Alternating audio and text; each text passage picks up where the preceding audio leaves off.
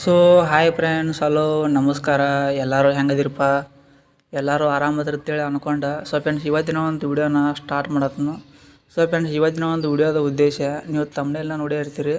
ಆ ತಮ್ನೇಲ್ನಾಗ ಏರ್ಟೆಲ್ ಸಿಮ್ನ ಯಾರೆಲ್ಲ ಯೂಸ್ ಮಾಡ್ತಾರಲ್ಲ, ಈ ಒಂದು ವಿಡಿಯೋನ ನೀವು ಏರ್ಟೆಲ್ ಸಿಮ್ ಯೂಸ್ ಮಾಡೋರು ಜಾಸ್ತಿ ನೋಡತ್ತಾರೆ ತಿಳ್ಕೊತನು. ಯಾಕಪ್ಪ ಹೇಳತ್ತಂದ್ರೆ, ಇವತ್ತಿನ ಒಂದು ವಿಡಿಯೋ ಯಾಕೆ ಮಾಡತ್ತನಪ್ಪ ಅಂದ್ರೆ, ಸೊ ಫ್ರೆಂಡ್ಸ್, ನಿಮ್ಗೆ ಗೊತ್ತಿರಲಿ, ಏರ್ಟೆಲ್ ಸಿಮ್ನವರು ಒಂದು ದೊಡ್ಡ ಸ್ಕ್ಯಾಮ್ನ ಮಾಡತ್ತಾರೆ. ಯಾವೊಂದು ಸ್ಕ್ಯಾಮ್ ಮಾಡತ್ತಾರೋ, ಏನು ಒಂದು ರಿಪೋರ್ಟ್ ಐತಿ. ಸೊ ಫ್ರೆಂಡ್ಸ್, ಪ್ರತಿಯೊಂದು ಡೀಟೇಲ್ಸ್ನು ಈ ಒಂದು ವಿಡಿಯೋದಾಗ ಹೇಳತ್ನು.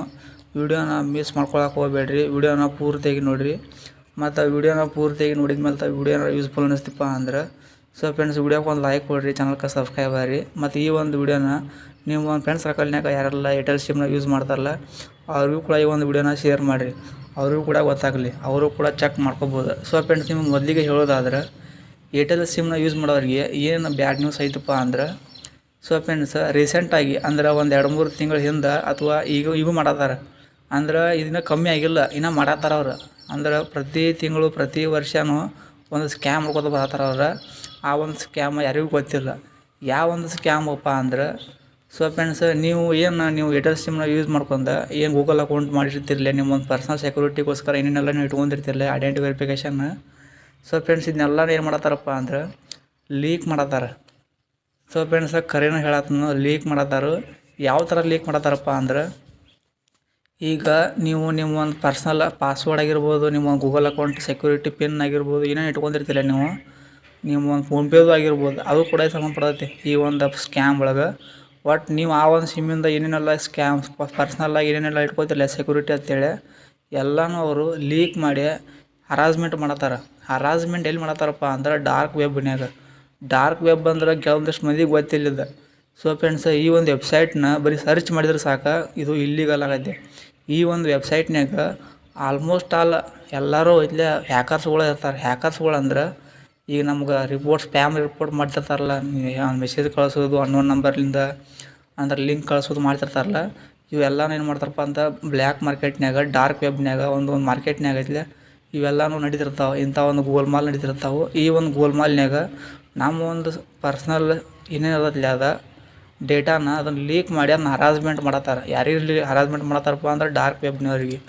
ಡಾರ್ಕ್ ವೆಬ್ ಬಗ್ಗೆ ನಿಮ್ಗೆ ಗೊತ್ತಾಯ್ತು. ಈಗ ಇವ್ರು ಏನು ಮಾಡ್ತಾರಪ್ಪ ಅಂತ ಈ ಡಾರ್ಕ್ ವೆಬ್ನವರು ಇವರ ಒಂದು IP ಅಡ್ರೆಸ್ನು ಕಂಡಿಡಿಯಾಗಿ ಬರೋಂಗಿಲ್ಲ ನಮಗೆ. IP ಅಡ್ರೆಸ್ ಅಂದ್ರೆ ಇವ್ರು ಎಲ್ಲಿದ್ದಾರೋ, ಏನು ಮಾಡತ್ತಾರೋ, ಯಾವ ಒಂದು ಮೇಲಿಂದ ನಮಗೆ ಮೆಸೇಜ್ ಕಳ್ಸತ್ತಾರೋ, ಯಾವ ಒಂದು ನಂಬರ್ ನಮಗೆ ಮೆಸೇಜ್ ಮಾಡತ್ತಾರೋ ಏನೂ ಗೊತ್ತಾಗಂಗಿಲ್ಲ. ಆ ಒಂದು ವೆಬ್ಸೈಟ್ನಾಗ ಹೋಗಿಬಿಟ್ಟು ನೀವು ಕೂತ್ರಿಪ್ಪ ಅಂದ್ರೆ ಆ ಒಂದು ವೆಬ್ಸೈಟ್ ಮುಖಾಂತರ ನಮ್ಮನ್ನು ನೀವು ಹ್ಯಾಕ್ ಮಾಡ್ಬೋದು. ಅಂಥ ಡೇಂಜರಸ್ ವೆಬ್ಸೈಟ್ ಅದ. ಅದ್ರೊಳಗೆ ಒಂದೇ ಥರ ಆ್ಯಕ್ಟಿವಿಟಿ ನಡೆಯಂಗಿಲ್ಲ, ಎಲ್ಲ ಥರ ಆ್ಯಕ್ಟಿವಿಟಿ ನಡೀತಾವೆ. ಎಲ್ಲ ದೂರ ನಂಬರ್ ಮಾಲ ಅದ, ದೂರ ನಂಬರ್ ಕೆಲಸ ನಡೀತಾವೆ ಅಲ್ಲಿ. ಸೊ ಫ್ರೆಂಡ್ಸ್, ಆ ಒಂದು ವೆಬ್ಸೈಟ್ ಮುಖಾಂತರ ಇವ್ರು ಏನು ಮಾಡ್ತಾರಪ್ಪ ಅಂದ್ರೆ ಹರಾಸ್ಮೆಂಟ್ ತೊಗೊಟ್ಟು ನಮ್ಮ ಒಂದು ಪರ್ಸನಲ್ ಡೇಟಾನ ಅವ್ರಿಗೆ ಕೊಡಾಕತ್ತಾರೆ. ದುಡ್ಡಿಗೆ ಎಷ್ಟು ಕೊಟ್ಟಾರಪ್ಪ ಅಂದ್ರೆ $50,000 ಕೈದ್ಲೆ ನಮ್ಮ ಒಂದು ಪರ್ಸನಲ್ ಡೇಟಾನ ಕೊಟ್ಟಾರ. ಹಿಂಗೆ ಎಷ್ಟು ಮಂದಿದು ಮಾಡ್ಯಾರಪ್ಪ ಅಂದ್ರೆ ಇವರು. ಸೊ ಫ್ರೆಂಡ್ಸ್, ರೀಸೆಂಟಾಗಿ ತಿಳಿದು ಬಂದದ್ದು ವರದಿ ಪ್ರಕಾರ ಹೇಳತ್ನ 37 ಕೋಟಿ ಜನರದ ಏರ್ಟೆಲ್ ಸಿಮ್ ಯೂಸ್ ಮಾಡ್ತಾರಲ್ಲ, ಅವ್ರೊಳಗೆ 37 ಕೋಟಿದು ಜನರದು ಡೇಟಾನ ಲೀಕ್ ಮಾಡ್ಯಾರ, ಇವರು ಹರಾಸ್ಮೆಂಟ್ ಮಾಡ್ಯಾರು.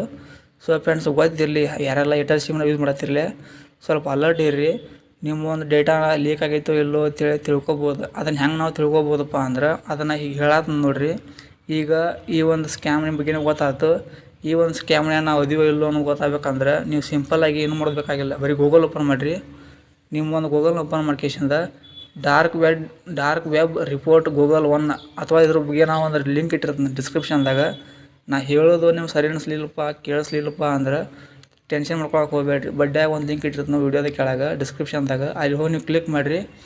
ಜಸ್ಟ್ ಬರೀ ನೀವು ಕ್ಲಿಕ್ ಮಾಡಿದ್ರಪ್ಪ ಅಂದ್ರೆ ಡೈರೆಕ್ಟಾಗಿ ಒಂದು ವೆಬ್ಸೈಟ್ ಬರುತ್ತೆ. ಆ ಒಂದು ವೆಬ್ಸೈಟನ್ನು ಇಲ್ಲಿ ನೋಡ್ಬೋದು ನಿಮಗೆ.